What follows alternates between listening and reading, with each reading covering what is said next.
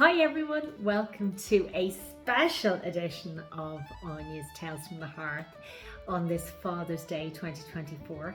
And this is quite a spontaneous one. I had planned to do something else, but then there was a couple of great happenings over the weekend, and I discovered something very exciting, and that's why I have the change today for you guys. So I was down at my dad's family place in County Leitrim.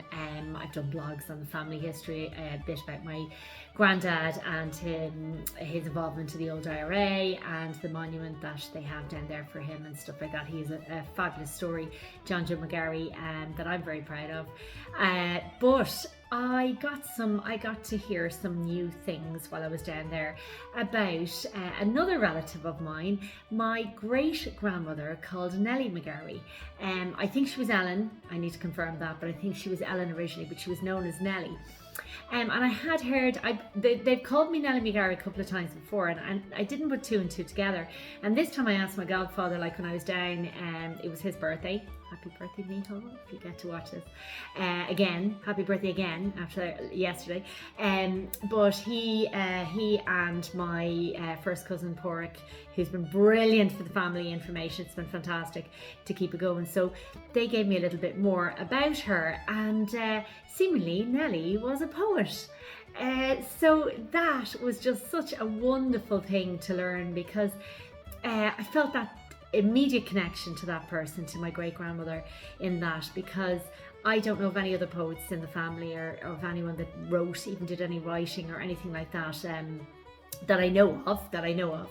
And it turns out Nellie was definitely a decent poet and had a couple of things printed in the papers, and the one that I'm going to read for you today is my great grandmother's poem called oh gosh, hang on now, I'm on the spot here, Thonnagh Hill. I should have remembered, Thonnagh Hill. So this is one that she wrote but good while back, but it got printed in the paper then later on, and this one was actually also printed in the local sort of GA books and things like that. So to find that out was just very, very special. And not only did I find that out, but I found out she has had a very interesting story. I'm going to go into that in more depth in a blog. I'm actually going to do a blog on it because I have a good bit more information on her, and I'm itching to do a blog on her, and I haven't done a blog for a while, to be fair. So I'm itching to do that, and I will do that and give you more of the background story, which is fascinating. But for now, I'm going to read my great-grandmother's poem. It's an absolute honour. It's an honour and a very special feeling to be able to read my grandmother's poem, Thonnagh Hill. Hope you enjoy it. Thonnagh Hill. Oh, hang on, the glasses. I keep forgetting. I need them for some things, but I need to get used to using them. Anyway, age. Thonnagh Hill by Nellie McGarry, née Lennon. Old Thonnagh Hill is sleeping still. Of her I'd like to spake. Wrapped up in her whinny mantle, right over Catton Lake. The old folk used to tell us that in the days of old, she was left there by the fairies, guarding crocks of gold. If we got these crocks of gold, we would be overjoyed. We'd give some to the government to help the unemployed. For every man in Catton, we'd buy an aeroplane, and with Lochran and fairies, we'd send them out to Spain. And when the men of Catton would walk on Spanish ground, the Reds would fly before them like the hare before the hound. The Lochran men and fairies would fight with magic skill. They would tell the Spanish soldiers that they came from Thonnagh Hill.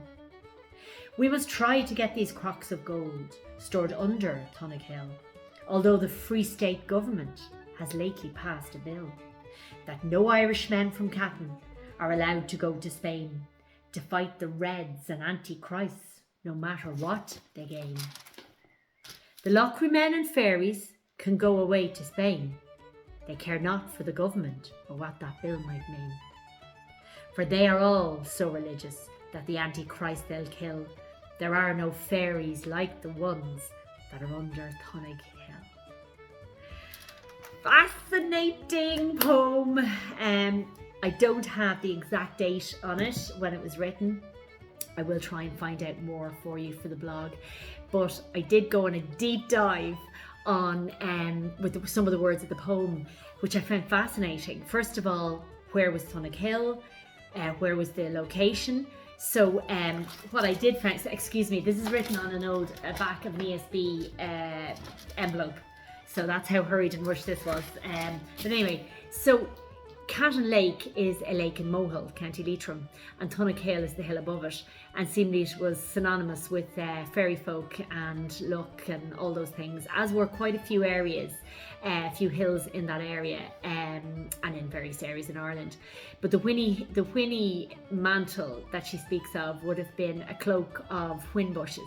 So again, strange, my favourite whin bush, and I would have always called it whin, and there's loads of different names for it, gorse and furs and all the yellow furs, and I've always gone for whin over the other words for it. So whinny mantle is what she's calling the colour of the hill, because it's covered with yellow whin. So the Lochry men one fascinated me, and I couldn't get an exact reference to it, but what I did sort of get is that possibly it's a kind of a terminology for a mythical undersea otherworldly abode of the Fomorians of Ireland. So the Fomorians would have been in battle with the Tuatha, and they were considered the older Irish, like they were considered kind of the darker, older Irish, and they went underground. I must go back and refresh all of that in my head, but that's because she puts the Lochry men with the fairies. And what I love is, and I'll go into the Spanish bit now in a second, but what I love is, again, the fusion of in Ireland of religion, but there's an underlying current of fairies and Lochry men and other worlds and all of that paganism and all of that magic. And that to me just sums up the Irish psyche. You know, there's always that little bit of mysticism, and you know they converted us so far to Christianity, but we never left from that pagan background, and that magic and the fairies and the Sheeda and the Fomorians and all of that, and I just adore that. I adore that fusion, and that's so obvious here in my great grandmother's poem, which I am sort of continuing to do in my own poem, which involves a lot of mythology and a lot of Irish history. And also what came to me is that she was very aware politically. I didn't lick that one off the floor there either, did I? So she was obviously very aware of something that I had to refresh myself on, which is the Spanish Civil War between 1936 and 1939. So that would have been ongoing around that time. Is probably very, very topical. And obviously from what she's saying, there was an Irish brigade that I found out that went over around this time. They would have been, I was just like looking up on it, it was anti-communism and to defend the Catholic Church. So I read up here that they had Irishmen on both sides of the Spanish Civil War, something I didn't know, and that 700 Irishmen fought for this guy Franco in the rebellion against the Second Spanish Republic. Approximately another 250 IRA men and women were involved, and 68 Irish men and women died in defence of the Spanish Republic. This was all news to me, and this I all learned because of my great-grandmother's poem. So the Reds was a term she has there in the words, the Reds. And I found out that was the slang name used for Spanish Republicans by their opponents. So the Red, it was like they were far left communism and anarchist groups, and but there was also, they would have had a big support from Russia. So hence the term Reds. So it was just a whole journey of my past, my ancestors, connection with my people, my great grandmother, but very much as well a trip down history, and a time capsule of history that she was very involved in, and obviously gave her the inspiration for this poem. I also found out that there is a tune, a slipjig, traditional tune called the Whinny Hills of Leitrim, because of this. So, and it's a beautiful tune, and it's something I must get my brother to give a go at, or get somebody to play for me. I've heard you can actually go on YouTube and find it.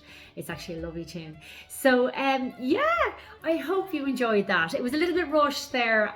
There's a lot of information, but I hope you did enjoy it maybe a little bit as much as me. I do plan to do, like I said, the full blog on it, because she has such an interesting story. She was obviously a little bit of a rebel, a little bit of a woman who spoke her mind, and knew what she was talking about. So totally resonated and totally loved it. So thank you all so much for listening, and I look forward to writing the blog for you all. I hope you enjoyed it. Talk to you all soon. See you next week. From me, Áine, from Thonnagh Hill Cottage. Slán.